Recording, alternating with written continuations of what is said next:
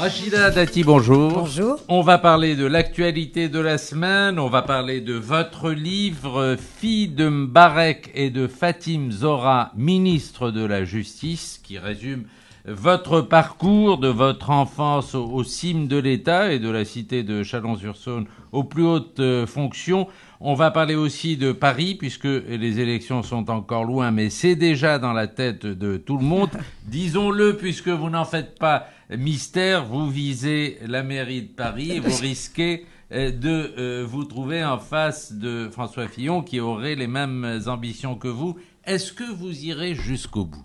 On parlait des législatives plutôt que de la mairie de Paris. C'est-à-dire qu'on m'a posé la question en disant « Est-ce que vous seriez candidate aux législatives dans votre arrondissement ?» J'ai dit évidemment, ça serait bien la première fois que le maire du 7e arrondissement ne soit pas investi dans cette circonscription pour se présenter. Moi, je suis maire du 7e arrondissement, je suis conseiller de Paris et donc je suis très impliquée sur les dossiers parisiens, comme vous avez pu le voir, sur la question du logement, la question des aménagements, par exemple la fermeture des voies sur berge qui est un sujet qui concerne les Parisiens.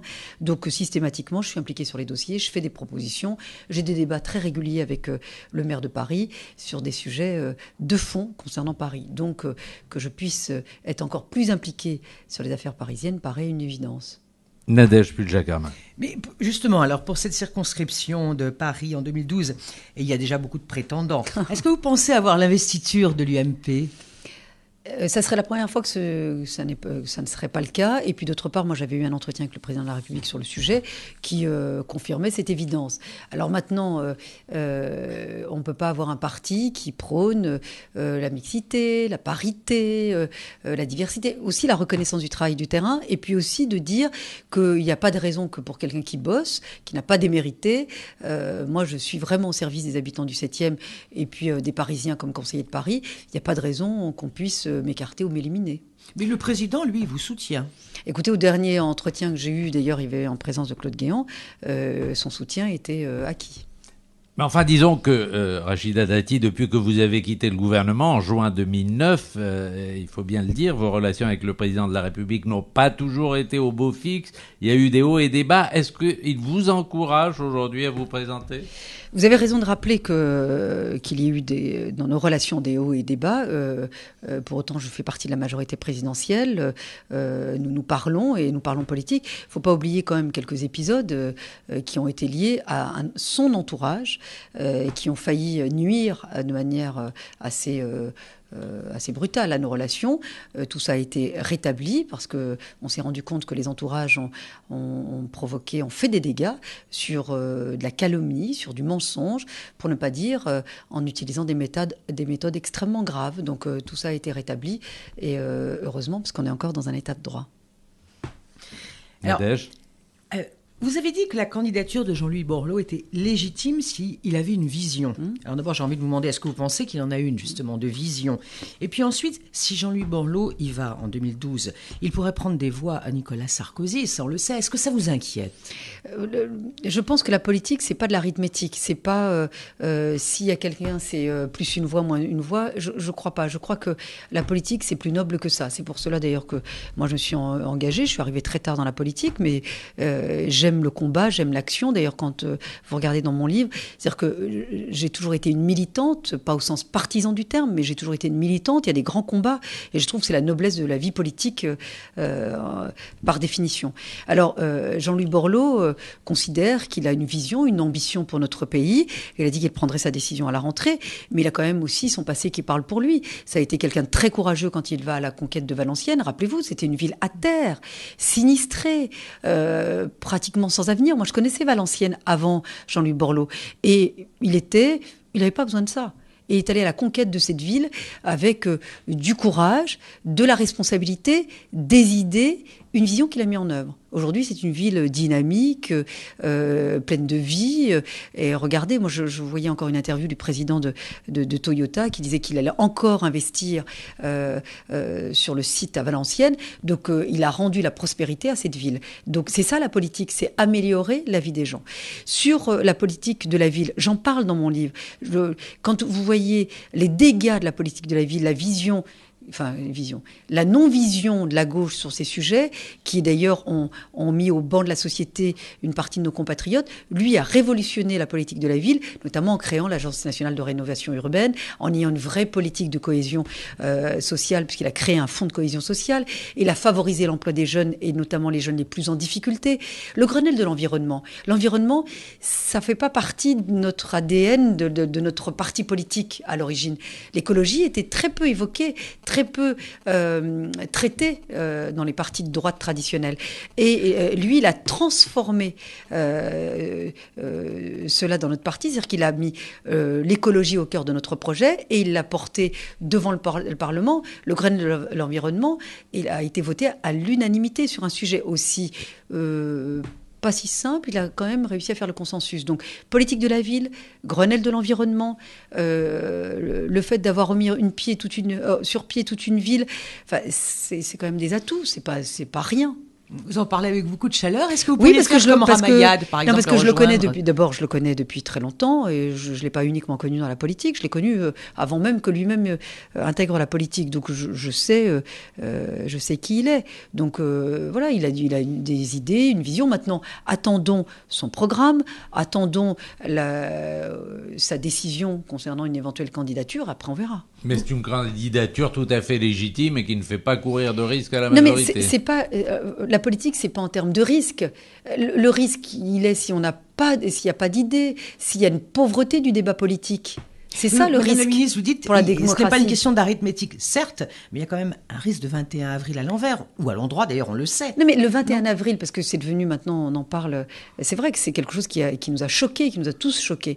Mais rappelez-vous, moi je me souviens, pour 2002, même Lionel Jospin disait je vais présenter un programme qui n'est pas socialiste. Les socialistes ont considéré qu'ils avaient été abandonnés. Ensuite, sur les sujets de sécurité qui étaient devenus très sensibles, pratiquement un mois avant l'élection, Jospin dit « Je me suis peut-être pas rendu compte que c'était aussi grave que ça ». Et je me souviens de cette image, vous vous souvenez de Renaud Villevorde, il arrive et puis il recule, il va pas à la rencontre des salariés qui sont très en colère. Et là, il dit « L'État ne peut pas tout ». C'est-à-dire on a abandonné, là pour le coup, les politiques ont déserté la vraie politique, c'est-à-dire de pouvoir proposer des choses pour améliorer le quotidien des Français. Donc les Français nous ont répondu. Un, ils nous ont répondu en n'allant pas voter, et deux, ils nous ont répondu en allant voter pour les extrêmes. Non pas qu'ils croyaient dans les extrêmes, c'est qu'ils nous ont voulu aussi nous sanctionner. Donc c'est la pauvreté du débat politique, c'est l'absence d'idées, l'absence de conviction, de projet pour la France qui ont conduit à ce 21 avril. Et aujourd'hui, vous diriez qu'il y a cette même pauvreté du débat, qu'on les a aussi abandonnés, les Français? Vous avez au contraire l'impression que on se bat pour eux? Moi, je pense qu'on s'est un peu coupé des Français, d'une part, et puis c'est vrai qu'il y a eu quelques dérives sur des débats de fond, mais il y a eu des dérives, des polémiques, des caricatures, de la stigmatisation. Et puis en période de crise... Vous faites allusion à quoi, notamment? Non, mais sur des débats, moi je trouve que le débat sur le RSA, c'était pas à propos, on est en période de crise. On est vraiment en période de crise.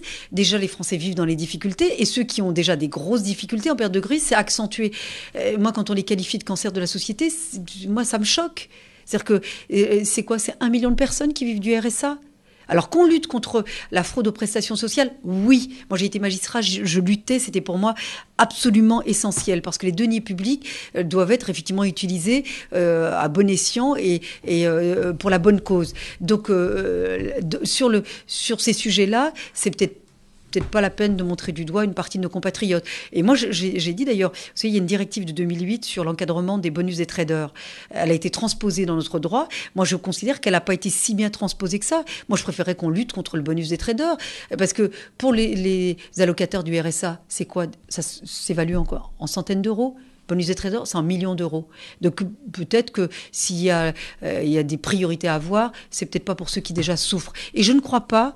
Moi aussi, je rencontre quand même, comme élu, des Français qui sont dans la souffrance et la difficulté. Vous pensez que les gens sont très contents de rester allocataires du RSA pour leur dignité personnelle, mais aussi pour leurs enfants? Je ne crois pas qu'on rêve de rester dans un statut de RSA.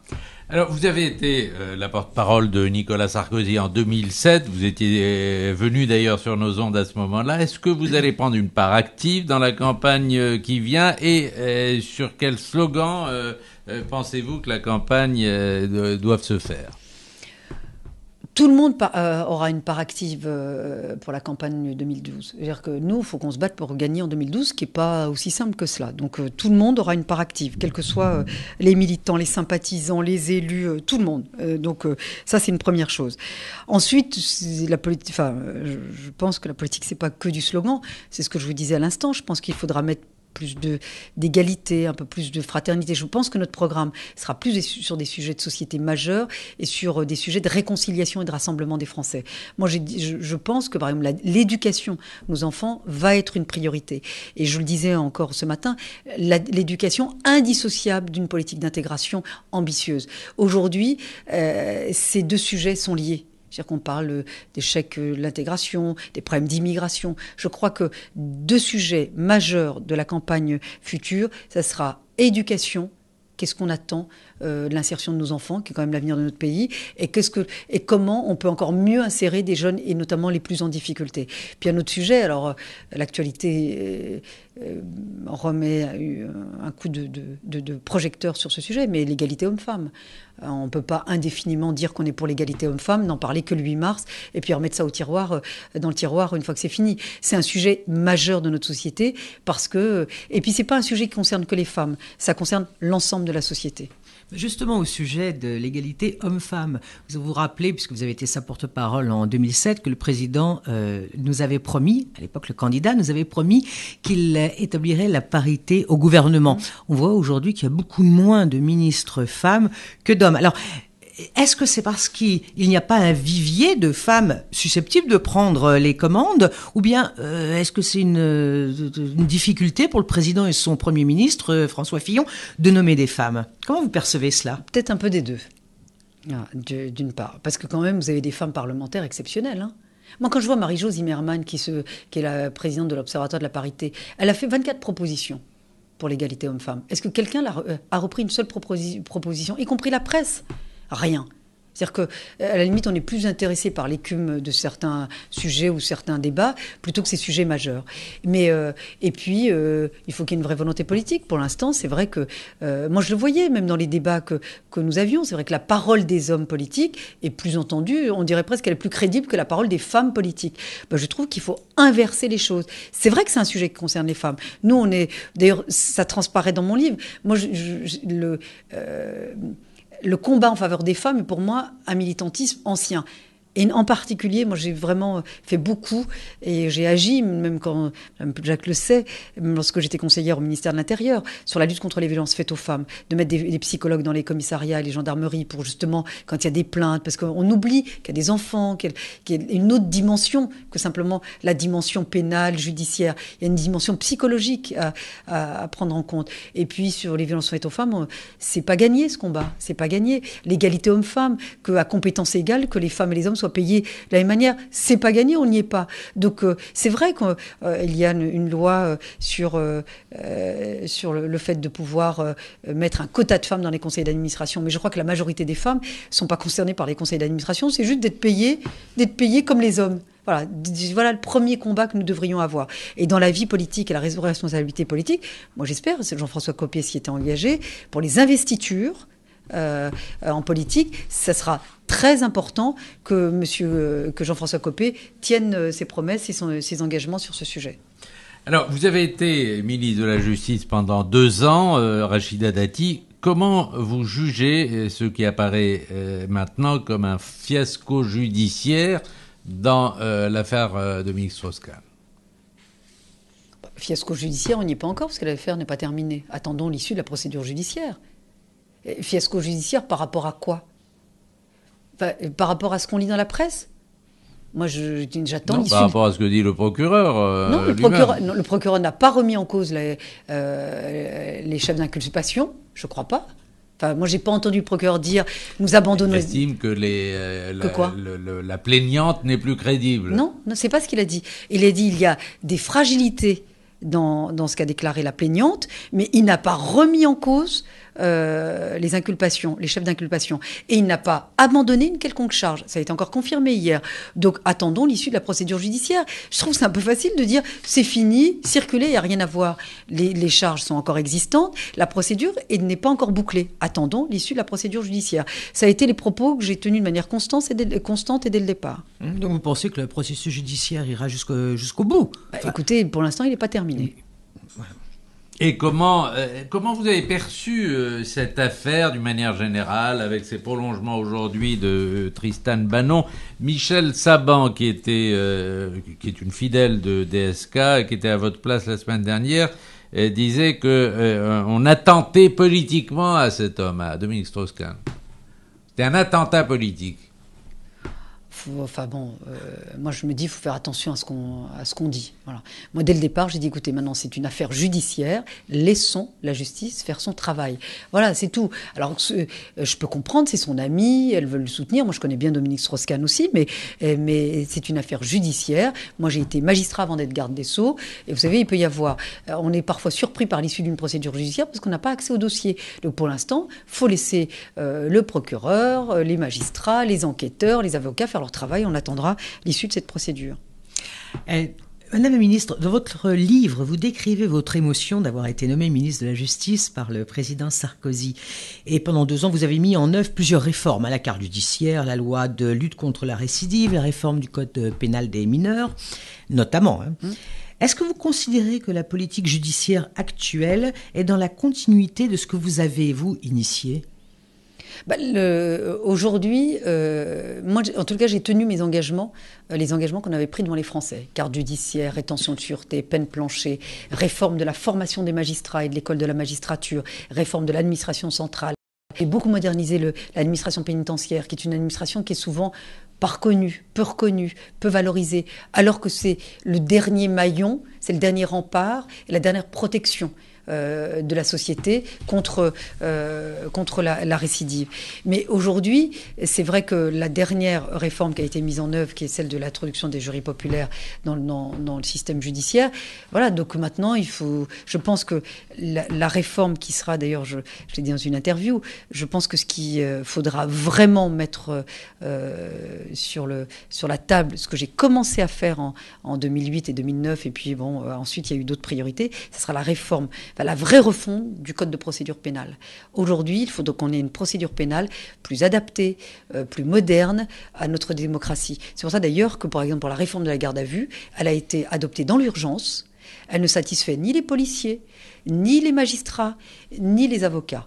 Et il y a une directive qui est européenne qui va beaucoup plus loin que le texte que nous avons adopté. Donc forcément, le texte va être encore... La garde à vue telle qu'elle a été adoptée, on va être obligé de la revoir.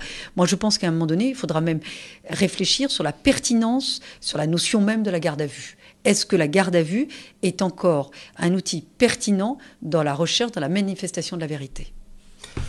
Rachida Dati, vous revenez du Maroc et vous avez salué le référendum constitutionnel du roi Mohamed VI. Ça a été repris partout. Est-ce que vous trouvez que le printemps arabe, d'une manière générale, tient partout ses promesses? Quand on voit qu'en Tunisie, par exemple, les islamistes sont en progression et que dans un acte constitutionnel, en Tunisie, il est question de mentionner pas de normalisation avec Israël.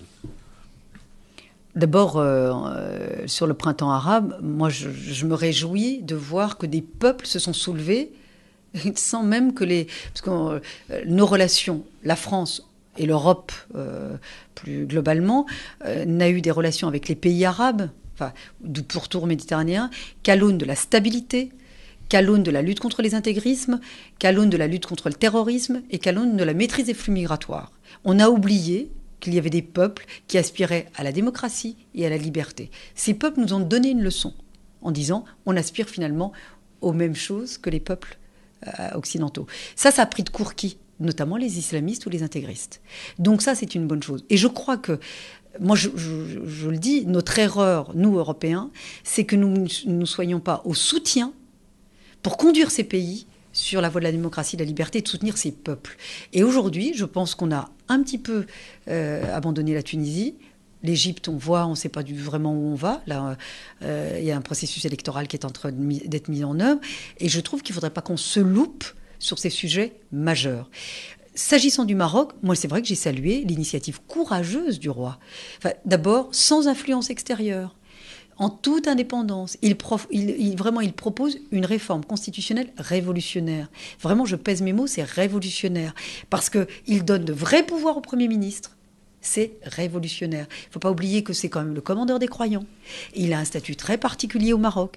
Et il a compris qu'aujourd'hui, il est dans l'obligation d'écouter son peuple. Ça démontre bien que quand on fait de la politique, quand on aime son peuple, on ne s'en coupe pas. Et je crois que les dirigeants qui sont tombés aujourd'hui s'étaient coupés de leur peuple depuis un certain nombre d'années. C'est-à-dire qu'ils n'ont vu aucun signal, ils n'ont vu aucune souffrance, aucune revendication de leur peuple. Le Maroc et le roi du Maroc n'a jamais été en rupture et en coupure avec son peuple. Et c'est vrai que j'ai salué, son initiative, la rapidité de la mise en œuvre de son initiative. Parce que de soumettre à référendum une réforme constitutionnelle n'était pas si évidente.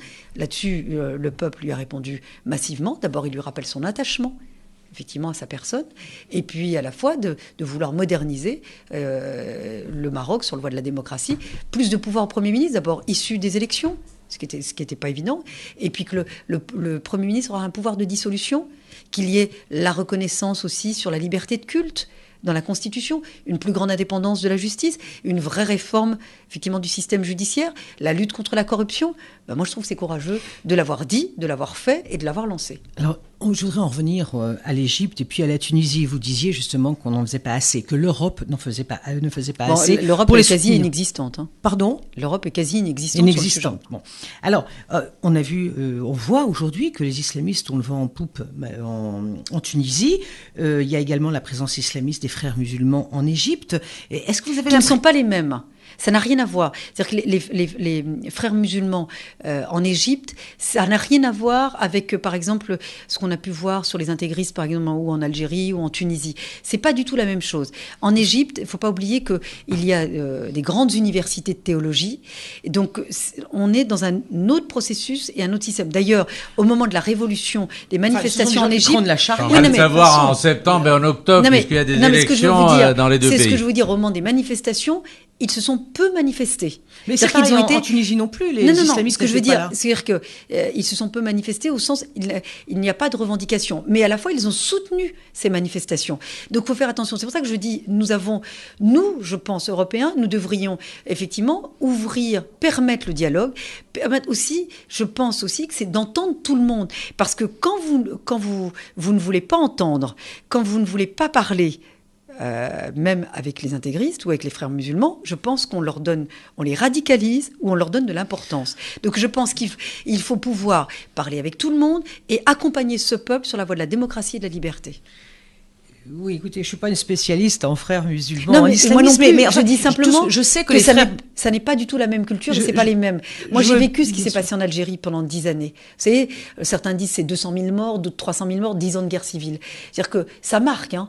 Mais on n'a rien vu venir non plus. Rappelez-vous, c'était parti de 79, révolution iranienne, ça a diffusé jusqu'en Algérie, on n'a rien vu venir. Voilà. Et dans les années 90, élection en Algérie, et le fils est au pouvoir, et là on est surpris.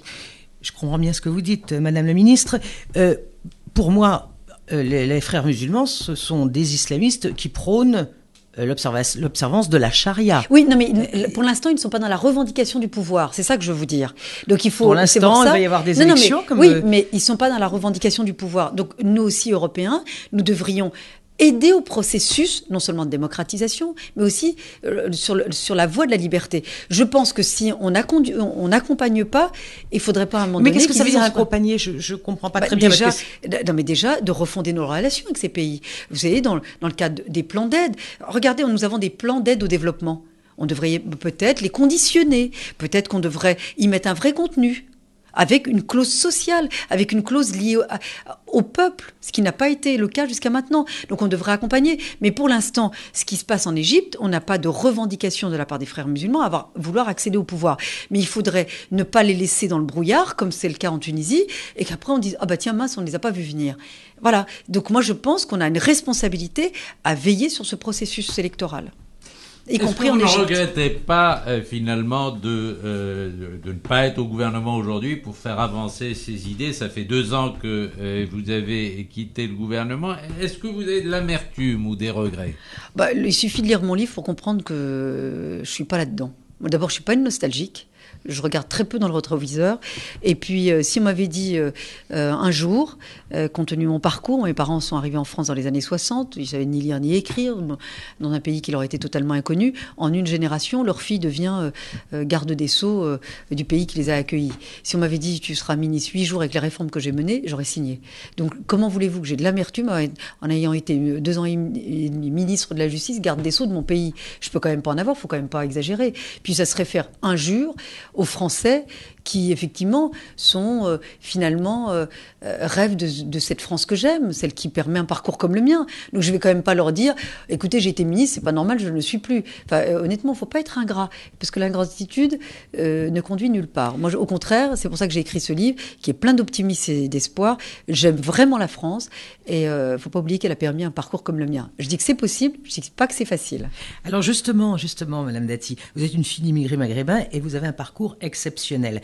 Est-ce que vous allez rester une exception ou est-ce que vous croyez que la méritocratie aujourd'hui dans notre pays permet à d'autres enfants des cités de suivre votre exemple? C'est ce que je viens de dire.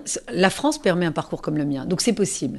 Mais ça n'est absolument pas facile. Et puis je pense que plus vous allez vers les responsabilités, plus vous allez vers les sphères de pouvoir, plus c'est compliqué. Et c'est pour ça que je le dis, on a un véritable échec de la politique d'intégration. Et donc, c'est pour ça que pour la campagne présidentielle, il faudra mettre vraiment ce sujet sur la table. Il faudra réformer, effectivement, l'éducation, ça va être un sujet majeur, mais indissociable d'une politique d'intégration. Indissociable d'une politique d'intégration. Vous parlez d'échec de la politique d'intégration. Qui n'existe pas aujourd'hui. Un exemple comme le vôtre, aujourd'hui, moi, je dirais presque que finalement, j'ai réussi sur un malentendu, pour reprendre une expression d'un film célèbre. Voilà, je pense que j'ai eu beaucoup de chance. Voilà. Mais que cette chance, elle sera, dans l'état actuel des choses, elle ne peut pas être donnée ou prise par quelqu'un d'autre. Dans votre situation, qui aurait grandi dans une cité, qui serait comme vous d'origine maghrébine. Auront aussi de la chance, mais la méritocratie, la France que j'aime, ça n'est pas que des coups de chance. C'est la reconnaissance du mérite. Vous bossez, vous êtes courageux, vous êtes responsable, vous êtes reconnu. Voilà, c'est tout. Mais c'est valable pour tout le monde. Les enfants d'ouvriers, les enfants de paysans. C'est pour ça que d'ailleurs qu'au ministère de la Justice, j'ai créé des classes préparatoires intégrées pour favoriser tous les enfants d'ouvriers, les enfants de paysans qui pour eux aussi c'est difficile vous parlez pouvoir faire des études. Vous parlez d'échec de l'intégration, mais en même temps, la méritocratie, ça fonctionne toujours dans notre pays. C'est le principe même de notre République, et heureusement. Rachida Dati, députée européenne, ancienne garde des Sceaux, maire du 7e arrondissement. Merci d'avoir été l'invité du Grand Entretien.